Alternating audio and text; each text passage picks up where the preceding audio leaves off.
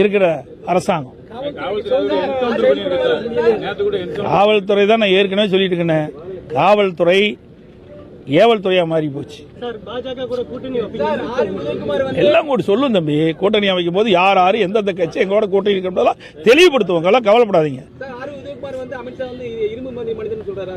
ஏங்க எனக்கு தெரியலீங்க. தெரிஞ்சா தான் நான் சொல்ல முடியும். தெரியாத நீங்க கேட்கிற கேள்வி தவறா சொல்லிடக்கூடாதுல்ல.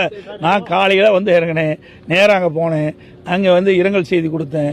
நீங்க வந்து உங்களுடைய இடையில மறிச்சுக்கிட்டீங்க. நீங்க வந்து பேட்டி கொடுத்தே ஆகணுங்க. சரி, எனக்கு தெரிஞ்ச செய்திகளை உங்கள் மூலம் பகிர்ந்துக்கிறேன்.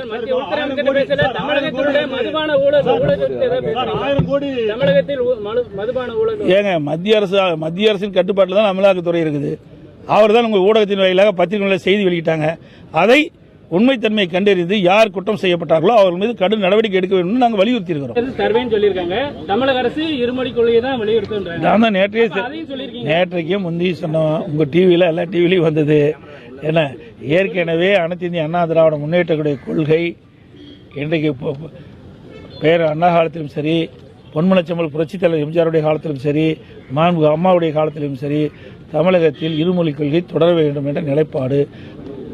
அதையே தொடர வேண்டும் என்று அவருடைய வலியுறுத்தி மனு கொடுத்திருக்கிறோம். இப்ப தப்பா நான் வந்திருக்கிறேன். உங்களோட நானும் இப்பதான் வந்தேன். எதையும் பார்க்கல, பார்த்துட்டு சொல்றேன்.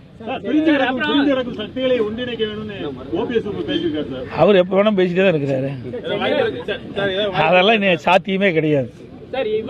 பிரிந்ததுதான். ஏன்னா பிரிந்தது மட்டும் இல்ல, இந்த கட்சியை எதிரிகளிட்டு அடமானம் வைக்கிறத எங்களால் தாங்க முடியல.